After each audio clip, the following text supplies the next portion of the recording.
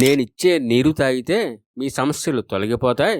నా పాదాల దగ్గర మట్టి మీకు విభూది, ఆశీర్వాదం అంటూ సమస్యల్లో చిక్కుకున్న అమాయక ప్రజల అవసరాలని ఆసరాగా చేసుకొని చివరకు ఆయన పాదాల దగ్గర మట్టిని తీసుకునే క్రమంలో ఆ మట్టిలోనే కలిసిపోయిన 121 మంది భక్తుల విషాదగాథ. ఆర్థిక సమస్యలు, అనారోగ్య సమస్యలు, ఏ సమస్య అయినా సరే తీరుస్తామంటూ జనాల్ని మభ్యపెట్టి క్రమంగా రాజకీయ నాయకుల కంటే బలంగా, రాష్ట్ర ప్రభుత్వాల కంటే ధీటుగా తయారయ్యి అజ్ఞానాన్ని బోధిస్తూ దేశ భద్రతకు ముప్పుగా మారుతున్న బాబాలు ఎంతమంది ఉన్నారో ఈ దేశంలో లెక్కే లేదు.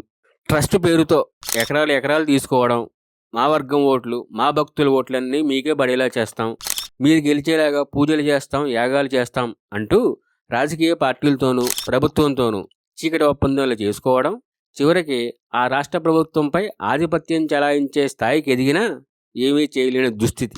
దీనికి ప్రత్యక్ష ఉదాహరణ ప్రస్తుతం కర్ణాటకలో సీఎంని మారుస్తారు అనే చర్చ నడుస్తుంది. కాబట్టి సీఎం పదవి లింగాయత్ కమ్యూనిటీకి ఇవ్వాలని శ్రీశైలపీఠం జగద్గురు శ్రీ శివాచార్య స్వామి పబ్లిక్గా మీడియా ముందే డిమాండ్ చేస్తున్నాడు. విశ్వ ఒక్కలిగర పీఠాధిపతి చంద్రశేఖరనాథ స్వామి అయితే పబ్లిక్ మీటింగ్లో పక్కన కూర్చున్న సీఎం సిద్ధారామయ్యగా చెప్పాడు, ఏమని, నువ్వు దిగిపో, సీఎం పోస్టు శివకుమార్ గిమ్మని. ఎందుకు?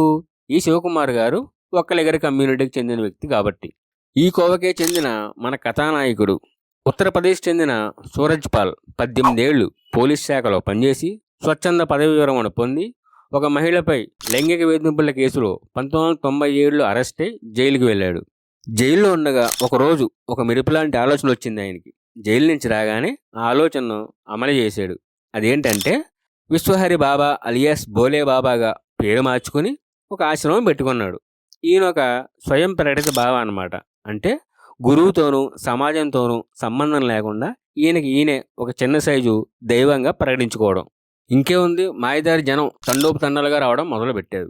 రూపాయి నుంచి 10,000 దాకా కానుకలు, 10,000 నుంచి 2 లక్షల దాకా డొనేషన్లు ఇవ్వడం మొదలుపెట్టారు. బాబా హ్యాపీగా ఫీల్ అయ్యారు. వ్యాపారం బాగా సాగడం వల్ల మొదటి బ్రాంచ్ సక్సెస్ అవ్వడం వల్ల ఇటువంటి ఇంకొక 23 బ్రాంచ్లు ఓపెన్ చేశాడు. సో బోలే బాబాకి మొత్తం 24 ఆశ్రమాలు ఉన్నాయి. నాకు గురువు లేరు, సమాజ హితం కోసమే ఈ మార్గాన్ని ఎంచుకున్నాను అని చెప్పే బోలే బాబాకి ఉత్తరాఖండ్, హర్యానా, రాజస్థాన్, ఢిల్లీలో లక్షలాది మంది భక్తులు ఉన్నారు. అసలు ఏ కోశానైనా ఈయన దగ్గర బాబా లక్షణాలు ఏమన్నా ఉన్నాయా? గుట్టకాలు తిని కైనీళ్ళు నవ్వులేవాళ్ళలాగా చిన్నపిల్లల్ని ఎత్తుకుపోయేవాళ్ళ ఉన్నాడు. కోవిడ్ పీక్ టైంలో ఉండగా 50 మందితో కార్యక్రమం జరుపుతున్నామని పర్మిషన్ తీసుకుని 50,000 మందితో జరిపినప్పుడే చొక్కాయి పట్టుకుని ఉంటే ఇప్పుడు ఈ పరిస్థితి వచ్చి ఉండేది కాదు. మొన్న జరిగిన తొక్కిస్లాట్లో కూడా 80,000 మందికని పర్మిషన్ తీసుకుని 2.5 లక్షల మందితో కార్యక్రమం చేశాడు.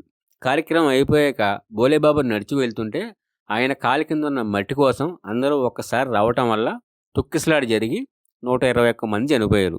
ఈ బోలేబాబా ఆస్తులు ఇంచుమించు 100 కోట్లు.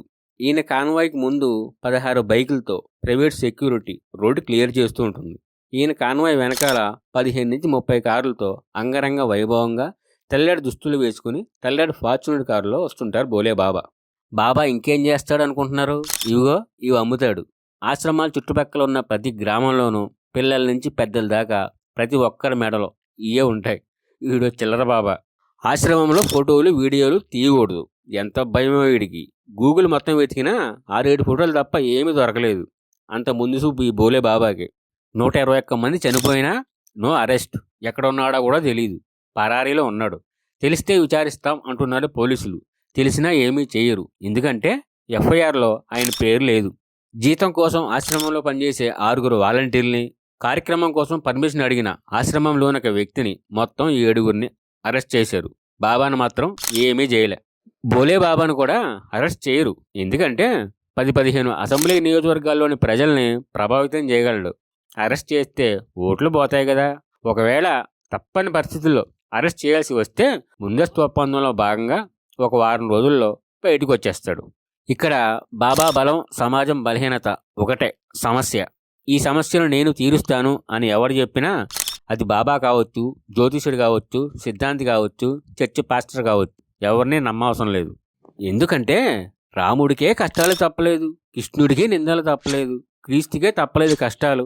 మతంలోని మహా ఉద్దండులే కష్టాలను ఎదుర్కొన్నప్పుడు ఆ మతాల్లోంచి ఊడిపడి వాళ్ళ పేరు చెప్పి మీ కష్టాలు తీరుస్తామంటే మీరెలా నమ్మారు? కష్టాలు తీరతాయి. ఎవరివి? మీ ద్వారా బాబా ఆర్థిక కష్టాలు తీరతాయి అంతే. ఇదండి సమాజ హితం కోసం భోలేబాబా పడుతున్న తపన, ప్రజలను రక్షించడానికి రాజకీయ పార్టీలు పడుతున్న వేదన మీతో పంచుకుందామని ఈ వీడియో చేశాను. నచ్చితే ఒక లైక్ కొట్టండి, కుదిరితే సబ్స్క్రైబ్ చేసుకోండి.